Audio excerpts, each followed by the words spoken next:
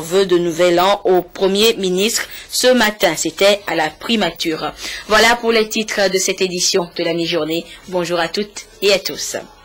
Le gouvernement togolais a démarré depuis plusieurs mois des chantiers de construction d'infrastructures routières à Lomé comme à l'intérieur du pays. Cette semaine, le ministre des Travaux publics s'est rendu sur certains sites de l'intérieur, notamment dans la région de la Kara. Il a voulu se rendre compte de l'état d'avancement de ces travaux. Le compte rendu avec notre correspondant Nestor Mouzou. Du côté ouest de la région de la Kara, des travaux de construction de routes sont en cours. Il y a à distinguer trois projets. Le premier est le contournement de la ville de Bassar et ses pénétrantes sur une distance de 4 km. Les travaux à ce niveau sont exécutés grâce au fonds du budget d'investissement de l'État. Le deuxième projet est celui du tronçon Kabou-Guérékouka, long de 35 km, financé par le Fonds cohésien pour le développement. Le troisième est le chantier qui va de Guérékouka à Sadori, distant de 26 km, avec une bretelle reliant Kachamba.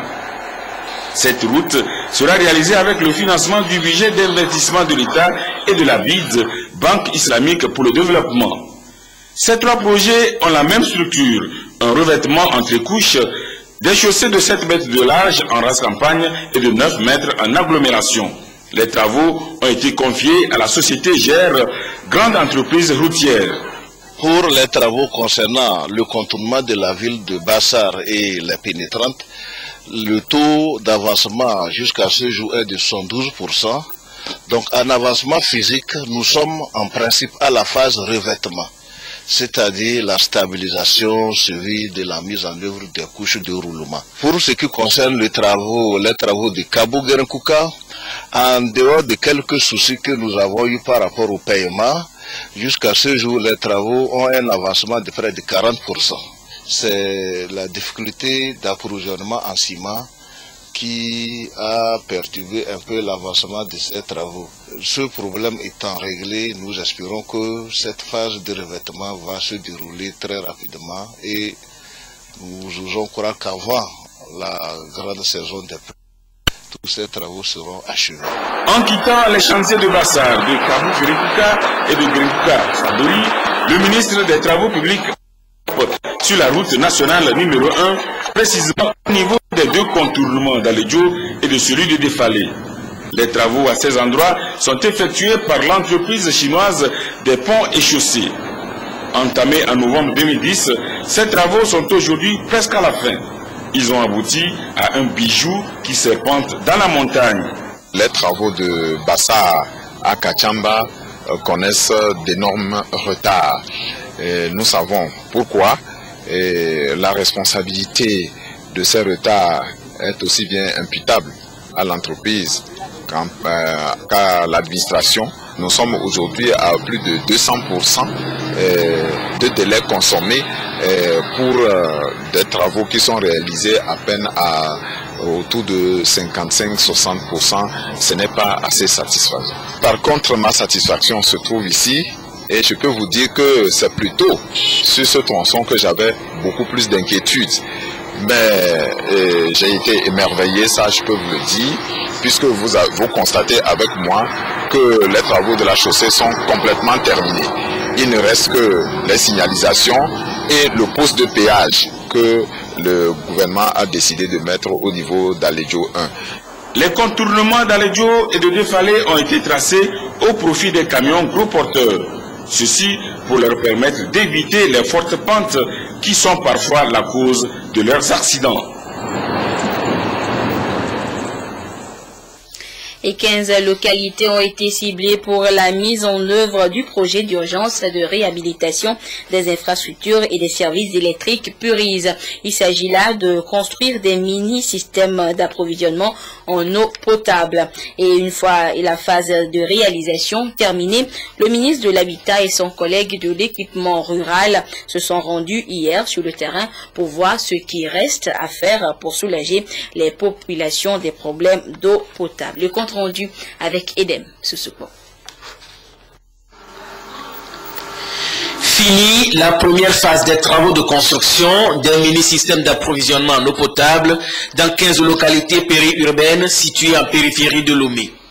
Des ouvrages réalisés dans le cadre de la sous-composante A3 du projet d'urgence de réhabilitation des infrastructures et des services électriques Purise. Ici à Vac-Pocito par exemple, les équipements ne sont pas encore posés, mais on se bouscule déjà pour recueillir les premiers jets d'eau potable issus du forage.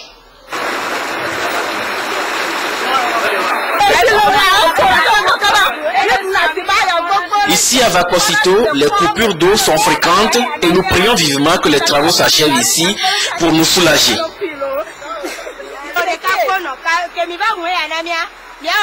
Nous habitons proche de l'école de Vac-Pocito où se construit le forage. En attendant que les ouvrages ne s'achèvent, nous profitons de cette eau pour nos besoins immédiats. Les débits obtenus suite aux travaux de forage réalisés sont largement supérieurs aux prévisions. Le ministre de l'Urbanisme, Kwadwo Fiatou Sessenou, et son collègue de l'équipement rural, Bissounou Nabagou, ont donc fait une descente sur le terrain pour étudier avec les techniciens la meilleure façon d'exploiter ces débits. Les études avaient prévu des débits faibles de 5 m3/h. Mais après la réalisation des forages, nous avons constaté que les débits sont de 50 à 60 m3/h, ce qui est énorme. Donc les ministres, vu cette nouvelle donne, ont décidé de faire le tour de 4 sites aujourd'hui. Jour après jour, le Purise transforme le quotidien des Togolais. Le but visé par la sous-composante A3 du Purise est d'améliorer l'accès à l'eau potable dans les zones mal ou pas desservies par la TDE. Nous trouvons devant un autre défi. Le défi, c'est qu'il faut chercher des moyens financiers pour pouvoir desservir plus de quartiers que prévu. Et je crois que le gouvernement, à travers le ministère de l'Urbanisme et de l'Habitat, s'emploiera pour cela. Les châteaux seront construits dans le cadre du projet initial. Maintenant, quand ces châteaux sont construits, ils vont contenir plus d'eau que prévu. Cela permet à l'État d'étendre les réseaux de communication à d'autres quartiers qui n'étaient pas prévus. Nous sommes conscients que le taux de desserte aujourd'hui est encore faible et que lorsque nous prenons la ville de Lomé, il y a des zones où nous n'arrivons pas encore à desservir. Ça veut dire que le troisième maillon de ce projet Purise, qui est l'approvisionnement en eau potable et l'assainissement, vient à point nommé. L'occasion de remercier nos partenaires techniques et financiers. Ça vient à point nommé pour renforcer les capacités de la TDE au niveau de la ville de Lomé pour desservir davantage nos populations. Il était prévu la construction de 15 mini-adductions d'eau potable, mais au finish, un 16e sera réalisé à Avepozo. Certaines reliques forestières du Togo seront bientôt réhabilitées ou restaurées. Ce sera dans le cadre d'un projet en cours d'élaboration. Et cette semaine, les savanes incultes des vallées d'Akpé et d'Akamou dans la préfecture d'Amou ont été validées. Le compte rendu avec Maryse.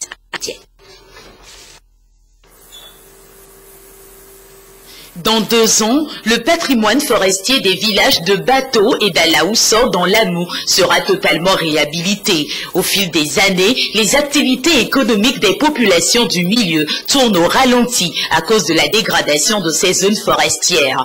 Pour redresser la situation, les responsables de la préfecture d'Amou proposent une meilleure gestion des forêts. L'initiative a le soutien technique et financier de l'Organisation internationale des bois tropicaux. Il a été élaboré 3 textes fondamentaux qui sont les contrats de cession des terres et les différents textes et statuts et les règlements intérieurs des comités des parties prenantes. Donc aujourd'hui, les populations, l'administration et les techniciens sont invités pour examiner ces différents textes et procéder à leur validation. C'est ces textes qui vont régir la bonne marche et l'avenir du présent projet qui va créer à peu près 600 hectares de plantations et l'enrichissement d'un certain nombre d'hectares des forêts reliques de ces zones. La mise en œuvre de ce projet nécessitera 3216 brailles qui devront être recrutés sur place. Les populations bénéficieront également d'une formation en pisciculture et en apiculture. Hors du Togo, le sommet de l'IGAD, l'instance régionale médiatrice dans la crise soudanaise qui devait se tenir demain jeudi à Juba, capitale du Soudan du Sud, est annulé. Les belligérants devaient en théorie examiner 2 tests, l'un prévoyant un cessez-le-feu et l'autre la libération des alliés politiques de l'ex-vice-président Riek Machar. Mais ces 2 préoccupations seront prises en compte lors du sommet de l'Union africaine qui se tiendra à Addis Abeba en Éthiopie à la fin du mois. Et toujours pour la résolution d'une autre crise sur le continent, toujours celle en Centrafrique, la nouvelle présidente de transition est déjà à l'œuvre pour un retour à la stabilité. Hier, Catherine Samba Panza a animé sa première conférence de presse durant laquelle elle s'est attelée à présenter la priorité de son mandat. Le plus important, selon elle, est de tout faire pour pacifier le pays où des centaines de milliers de déplacés sont toujours habités par la peur. La paix est-elle possible en Syrie après presque 3 ans de conflit qui a fait près de 130 000 morts? Le secrétaire général de l'ONU veut y croire. Après des mois d'intenses tractations, les principaux acteurs de la crise syrienne sont enfin réunis ce mercredi à Montreux, en Suisse.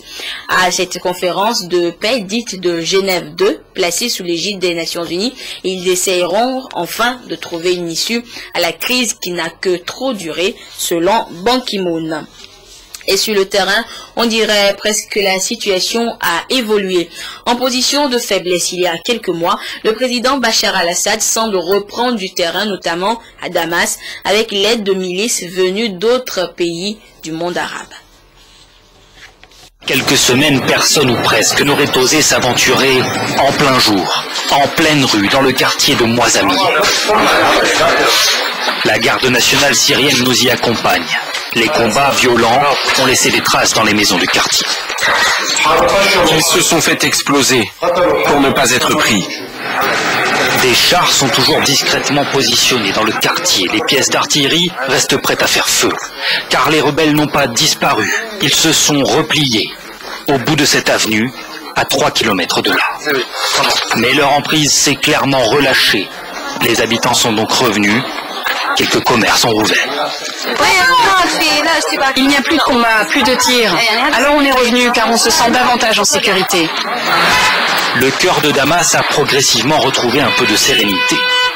Une atmosphère qui tranche avec celle que nous avions vécue il y a 3 mois. Où chaque jour, une 50aine d'explosions venaient troubler le quotidien. Ce sont les bombardements du régime, comme ici en décembre, qui ont desserré l'étreinte des rebelles, mais aussi l'arrivée massive de combattants étrangers dans les rangs du régime, notamment ceux du Hezbollah, venus du Liban voisin. Dans le quartier fantôme de Sheba, c'est le cas de la brigade des gardiens nationalistes arabes. C'est la première fois qu'une équipe de télévision est autorisée à les filmer. Ils tiennent la ligne de front et sous bonne escorte nous conduisent dans leur quartier général. Le régime n'a jamais officiellement reconnu leur présence, mais il leur a fourni des armes. Ces hommes sont tous issus du monde arabe. Si nous ne montrons pas leur visage, c'est qu'ils risquent leur vie si leur pays d'origine apprend qu'ils sont ici. Ici, c'est notre Mirador.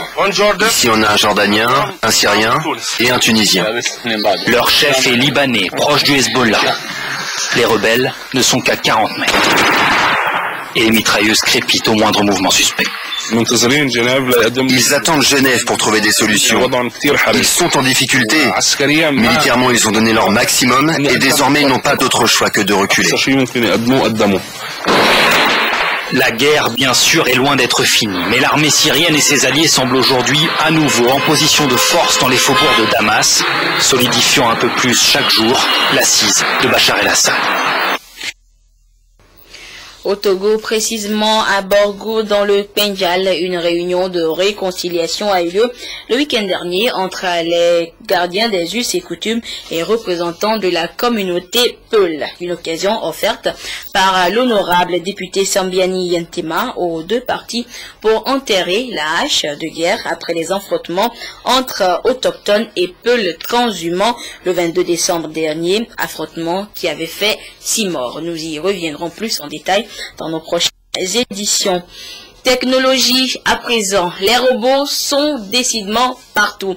On les rencontrait dans les entreprises, les restaurants, et bien ils s'invitent maintenant dans les écoles. Une première qui permet à l'élève malade de pouvoir suivre les cours et même de participer aux travaux en groupe. Regardez. C'est un nouvel élève très attentif. Nous sommes en cours de sciences en terminale S et ce robot est piloté à distance par une lycéenne absente. Passé la surprise des débuts, la classe l'a vite adopté. Là on est en terminale, quand on est absent, on rate une journée de cours, on rate vraiment des choses. Est-ce que tu m'entends? Bien sûr que je vous entends. Dans une autre pièce, l'élève qui joue le rôle de l'absente ne rate pas une miette de la vie en cours. L'angle de vue est assez large, donc du coup on voit vraiment l'ensemble de la classe. On n'entend pas seulement le professeur mais aussi les camarades. Donc du coup oui, c'est exactement comme si on était en classe. Surtout, elle peut poser des questions et se déplacer via la machine, interagir avec ses camarades. Pratique pour le travail de groupe, fréquent dans cette section sciences de l'ingénieur. C'est le rapport aussi avec les autres élèves plus qu'avec le professeur qui est important. Parce que si c'était pas le rapport avec les autres élèves, on pourrait utiliser seulement de la visioconférence. Tandis que là, il a une place presque physique. Raphaël, tu m'entends? Oui, je t'entends. Bon, on va lancer le SolidWorks. Là. Le robot qui remplace les élèves malades sera bientôt présent dans 3 lycées de la région Rhône-Alpes. En phase de démonstration aujourd'hui, il remplira sa mission dans les classes dès la rentrée prochaine. Éducation toujours au Togo, le projet dénommé Caravane des sciences et technologies se poursuit. Après Lomé, c'est la ville d'Atakame qui a accueilli cette initiative qui vise à développer chez les élèves du primaire l'amour ou plutôt l'intérêt pour les matières scientifiques. Nous y reviendrons dans le courant de cette édition. Les meilleurs élèves en allemand ont eux été primés hier matin à l'école Clémence Divine à Agoué, dans Komi. Ils ont été sélectionnés à l'issue d'un concours organisé par l'association Amis des Allemands qui, par cette initiative, veut stimuler l'apprentissage de la langue allemande au Togo. Le compte rendu avec Essoham Théoutéou.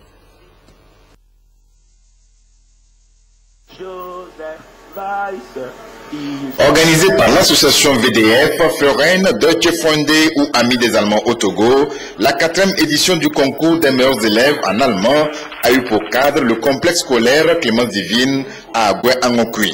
Objectif, stimuler l'apprentissage de l'allemand, langue de la toute première puissance colonisatrice du Togo. Il faut d'abord être en première et avoir fait l'allemand, puisque c'est la culture germano-togolaise. Il faut comprendre un peu l'allemand et comprendre le français. Et avoir aussi moins de 20 ans. Ce sont des critères de participation, ça. Maintenant, les critères pour être sélectionné en tant que premier, c'est qu'il faut passer d'abord à l'écrit 3 épreuves. C'est une façon d'encourager l'apprentissage de la langue allemande au Togo, ce qui n'a pas été toujours facile pour tout le monde. Et c'est l'occasion d'encourager, de promouvoir, d'exhorter nos élèves à pouvoir apprendre cette langue-là, parce que ça profite toujours. Cette 4e édition a enregistré 16 candidats des classes de première issus de 8 établissements scolaires de la capitale. Le 2e prix est allé à l'élève Tessou Glibé Kosivi du complexe scolaire privé Saint-Raphaël. Le 1er prix est arraché par mademoiselle Anifa Alabani du complexe scolaire Perma. Je suis très heureuse parce que c'est le prix de mes efforts que j'ai rencontré aujourd'hui. Ça va participer à ma réussite avec les dictionnaires que j'ai. Je peux améliorer encore la langue et connaître certaines choses sur l'Allemagne aussi. Les représentants de l'ambassadeur d'Allemagne et de la ministre de la Communication, des Arts, de la Culture et de la Formation civique se sont félicités de l'existence d'un tel événement culturel. Ils ont salué les bonnes relations de coopération entre l'Allemagne et le Togo, 2 nations dont les destins sont scellés à jamais. À travers donc des poèmes et sketchs, les élèves du complexe scolaire Clémence Divine ont montré qu'apprendre une langue et la maîtriser peut mettre l'homme à l'abri de tout désagrément.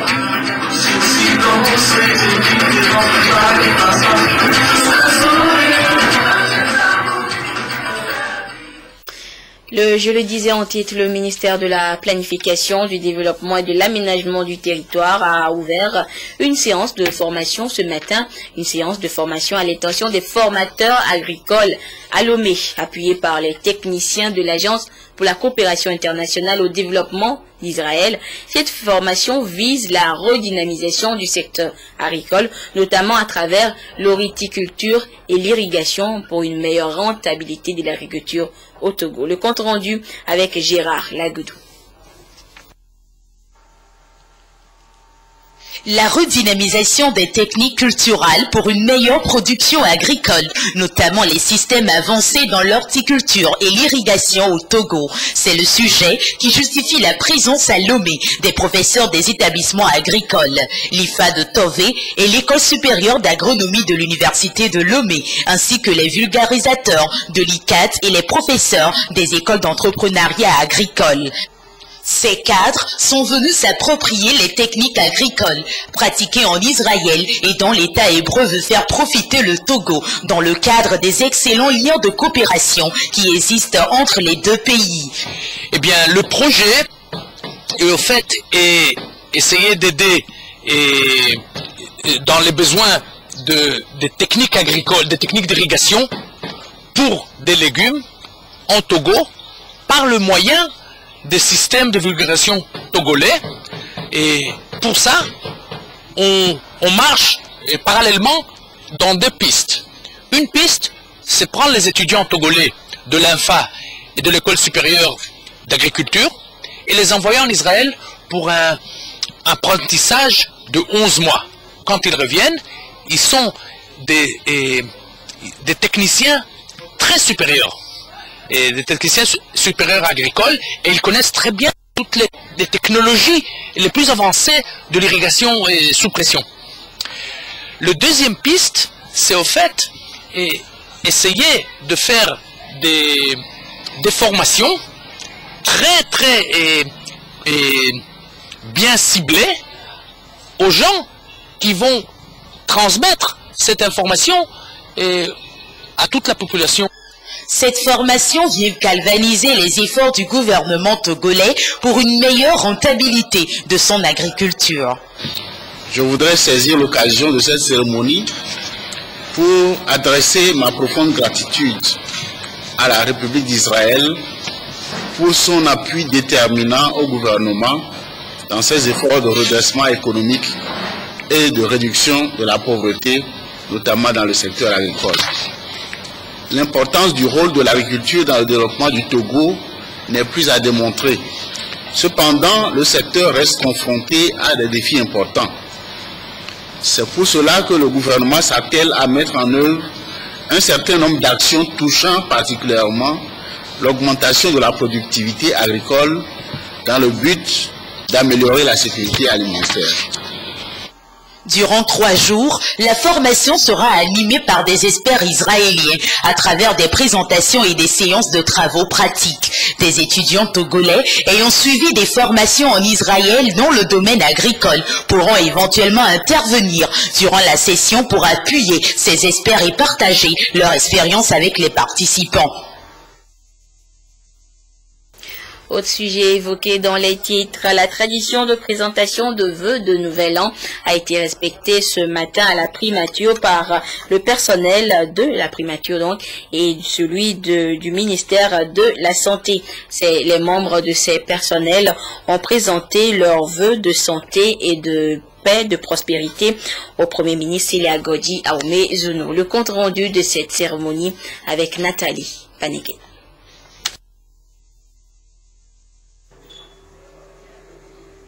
Échange symbolique de vœux de Nouvel An ce mercredi à la primature. Réunis autour du Premier ministre Kwesi Célia Godji Ahmed Zounou, agents de la primature et ceux du ministère de la Santé ont par la voix du directeur de cabinet de la primature Simfet Diopre présenté en ce début d'année leurs vœux au chef du gouvernement. Excellent Monsieur le Premier ministre, c'est donc pour moi un grand privilège, un honneur et une joie indicible de prendre la parole au nom du personnel de la primature et de celui du ministère de la Santé pour vous présenter, excellent Monsieur le Premier ministre, nos meilleurs vœux de bonne santé, de paix profonde, de bonheur et de prospérité à vous-même, à votre chère famille et à tous ceux qui vous sont chers en ce début de la nouvelle année 2014, une année charnière. Il me tient également à cœur d'exprimer notre profonde gratitude au président de la République, son Excellence Faure Sassou Nyasingbe, pour tout le soutien qu'il vous a apporté durant les moments difficiles et pour toutes les dispositions qu'il a prises pour permettre à la primature de poursuivre ses activités en attendant votre retour parmi nous. Nous tenons à vous réitérer en ce début d'année nouvelle notre commune détermination à nous investir pleinement à vos côtés par le travail, dans la discipline, la cohésion et l'esprit de solidarité et la compréhension mutuelle afin que vous puissiez réussir pleinement la haute mission que le président de la République vous a confiée. En réponse, le chef du gouvernement, Ahmed Zounou, leur a adressé sa reconnaissance pour le soutien dans la dure épreuve qu'il a traversée. Il s'est par ailleurs réjoui de la cohésion qui a régné entre les agents durant son absence, car cette cohésion, selon lui, a permis la continuité des activités aussi bien du côté de la primature que de la santé. Et c'est ainsi que se referme cette édition. Merci à vous qui l'avez suivi ou que vous soyez grâce à la télévision togolaise. Mais notez que l'information se poursuit. Au revoir.